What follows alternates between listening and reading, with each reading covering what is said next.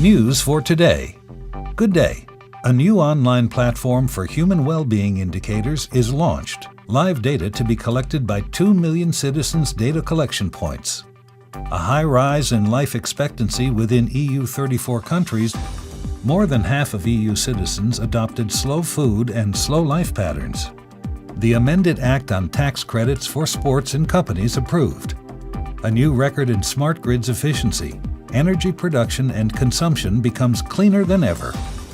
Our guest today is Peter Smith, representative of the citizen movement, More Fun is More Life. Hi everybody, good to be with you. Mr. Smith. Just call me Peter. Okay, Peter.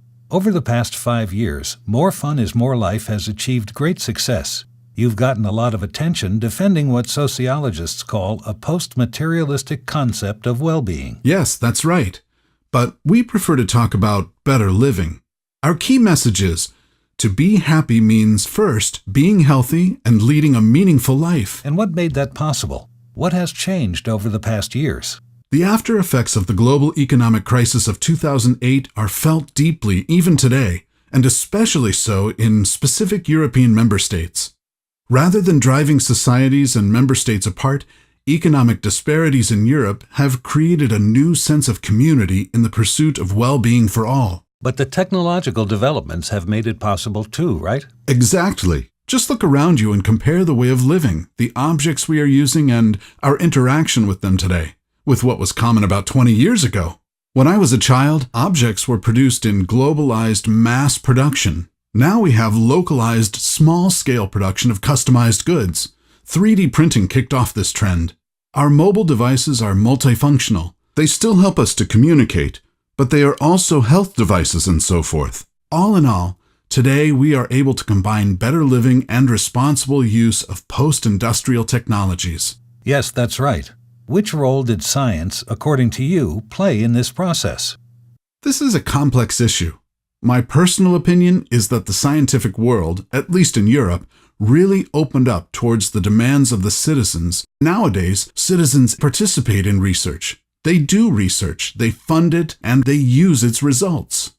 Could you provide us some more concrete examples? Just look at the way energy production and consumption changed in the last 20 years and how the situation is different between Europe and the rest of the world. This was only made possible because of real leaps forward in the fields of science and technology, carried along and improved by citizens. Thank you so much, Peter, and good luck for your further activities.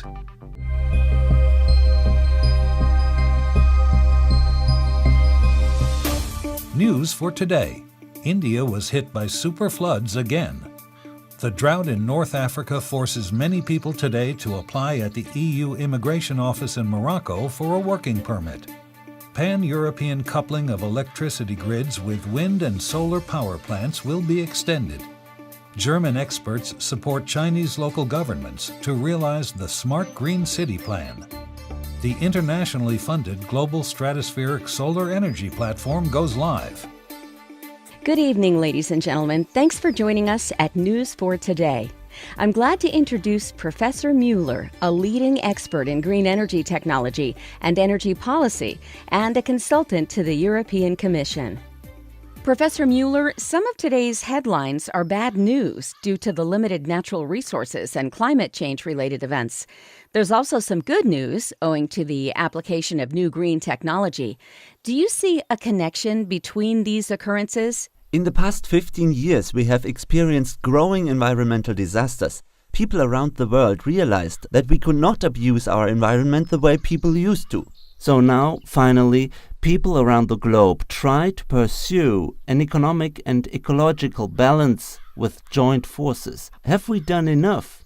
I don't know. But the main point is that we have gone beyond the myth of growth.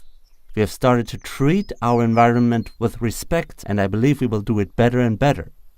A question that is on seemingly everybody's mind these days, continuing with this promising behavior, will we be able to keep our living standards? I don't worry about this issue. You know, what used to be called the next 11 countries have become key players in the world economy and consumption. Just like China and India in 2020, They create a continuous demand for sustainability innovations. Meeting this demand paves the way for relative stable GDPs in the countries providing solutions to sustainability challenges. Following this pattern, the world economy will continue its renewed growth, different from the one before the financial crisis in 2008, in that it is more rational in a way and at slower pace. Over the last 2 decades, we witnessed a shift in economic and political power to Asia. How has and does Europe cope with this shift? Now we have a polycentric world. In general, power diffuses to citizens, networks, cities, private sectors, and increasingly important global initiatives. We have more options to cooperate globally. At the same time, we have seen the growing commitment of national governments, parliaments, and citizens to European integration over time.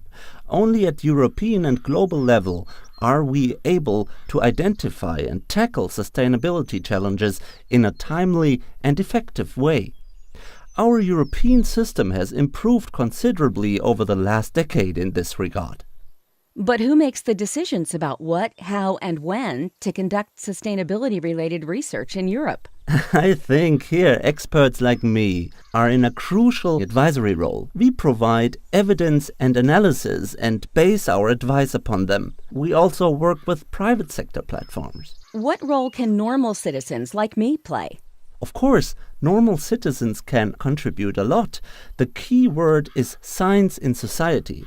Sustainable development involves deep and broad changes in economy and society. This also engages what we could call citizen garage scientists. Citizens and citizen groups can develop or test solutions. There are more people involved in research activities than ever. Obviously, mobility and migrant research workers play a key role here as well. Citizen science. It sounds amazing.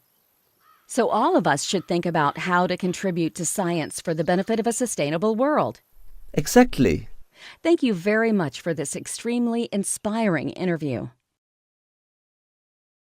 What does this mean for us today? Knowledge and the transfer of knowledge into innovations play a central role for us as individuals and for a society today and in the future.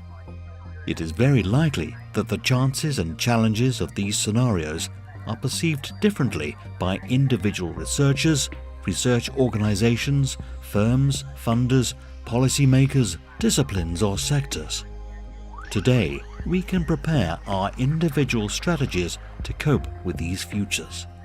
We can produce strategic intelligence for today's decisions about the way we live tomorrow. This is what the VERA project is about. Funded by the 7th EU Framework Programme, we are developing forward visions on the European research area.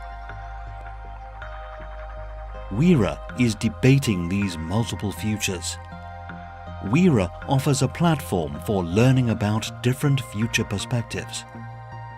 VERA engages in dialogue with different groups.